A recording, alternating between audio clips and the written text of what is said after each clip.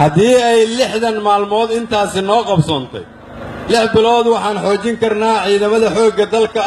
oo ah sharafta wejiga iyo karaamada ummadda Soomaaliyeed waxaan sii hagaajin doonaa amniga magaalada Muqdisho iyo dalka oo dhan waxaan sii kobcin doonaa dhaqaalaha waxaan abuuri doonaa shaqooyin waxaan dhisi doonaa jidad oo aan bilownay haddaba annagoo kaashanayna ganacsatada iyo gobolka Banaadir inaan bilowno dhisidda jidadka magaalada Muqdisho waxaan dhisi doonaa isbartiibooyin ka waaweyn tan haddii aan maanta isugu nimid haddii Ilaahay yiraahdo in maanta aan halkan isugu nimid waxa ay ka turjumaysaa sida uu u hagaagay amniga magaalada Muqdisho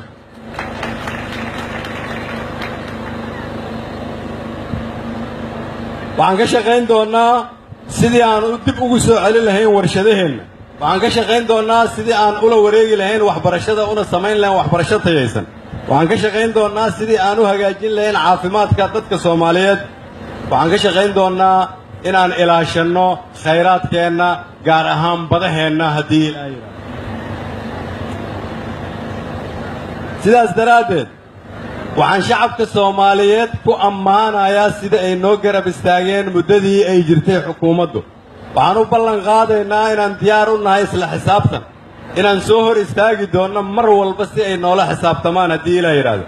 waxaan idin xasuusinayaa shacabka Soomaaliyeed meel walba aad joogtaan in dalkani uu yahay dalka kaliya oo aan leenahay in dal kale aanan lahayn in dalkani uu yahay ka naga wada dhaxeeya inay nagu waajibtaa kulligeen in dalkan aan hagaajisano sidaas daraadeed waa inaan isu tanaasulnaa waa inaan shakiga ku bedelnaa isjacayl waa inaan waddaninimadeenna xoojinnaa sida uu nagu hoggaamiyey madaxweyneheenna madaxweyne Farmaajo ugu dambayntii waxaan idiin sheegayaa haddii ay dawladdu hagaagto in macnaheedu ay tahay in qof walba oo Soomaaliyeed ay noloshiisu ama nolosheedu hagaagi doonto waa mahadsantihiin waxaan ku soo dhaweynayaa madaxweynaha jamhuuriyadda federaalka Soomaaliya mudane Maxamed Cabdullaahi Maxamed Farmaajo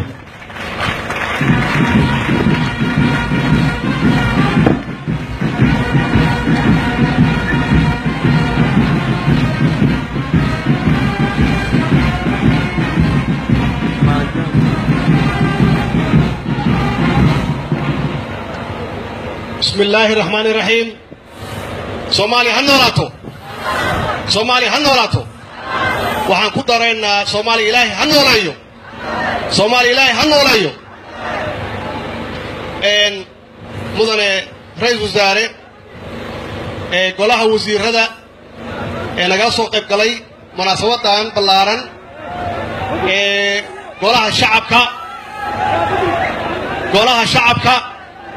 raalli ahaada madaxweynaha waa arki karaysaan tartiiba golaha shacabka halkan jooga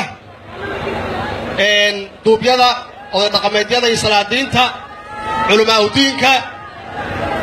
bulshaweynta Soomaaliyeed ee reer Banaadir waxaan idinku salaanay iyo Bambayda waxaan idinku salaanay salaanta assalaamu calaykum wa rahmatullaahi wa barakaatuh ilaahay baa mahad leh oo maanta suurtageliyey inaan halkan isugu nimaanno annagoo caafimaad qabna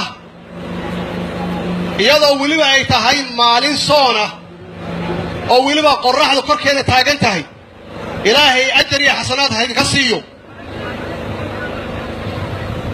waxaan halkan uga mahad celinayaa ra'iisul wasaaraha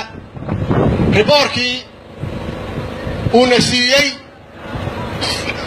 oo faahfaahsanaa oo ku dhisnaa ballanqaadyadii aan hore u samaynay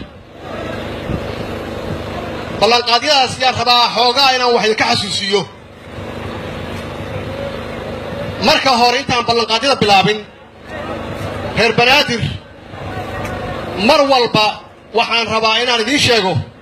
sidaad u jeceshihiin dawladnimo iyo inay dawlad ka dhalato oo magaalada Muqdisho ay noqoto magaalo bilicsan oo wanaagsan oo Soomaali u dhaxaysa waxay ka turjumaysaa sida aad mar walba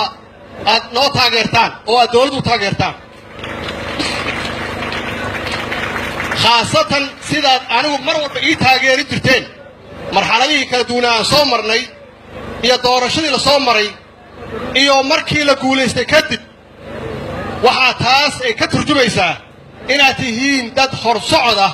oo doonaya Soomaaliya inay hor u socoto horumarna gaarto ilaahay ajr idinka siiyo magaaladan waa soo noqonaysaa sida ay ahaan jirtay ku soo noqonaysaa insha Allah hadduu ilaahay yiraahdo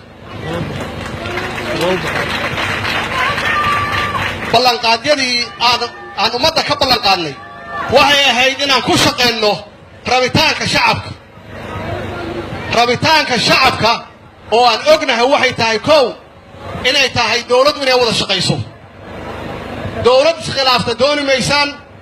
annaguna waxbaan ka baranay dawladihii la soo dhaafay wixii qaban kareen waa qabteen waa u duceynay heer yay soo gaarsiiyeen waxaan ka baranay waxay tahay in dawladdu ay ku macno fiican tahay ay ku khayr badan tahay inay wada shaqayso wada shaqayntuna ay ka bilaabato madaxweynaha iyo ra'iisul wasaaraha madaxweynaha ama xukuumadda iyo baarlamaanka iyo shacabka ay matalayaan oo idinka ah dawladda iyo caalamka intaasoo wada shaqayna annaga waa naga go'an tahay waana naga go'an tahay inaan hore u marino wada shaqayntaas bacdamaan ognahay wada shaqayn la'aanta iyo khilaafka Soomaaliya meeshay soo gaarsiisay waxaan ballan qaaday oo visionkayga ama aragtideeda foga ummadda Soomaaliyeed inaan rajada ku soo celinno rajada ummadda Soomaaliyeed ee doonayso waa nabad iyo nolol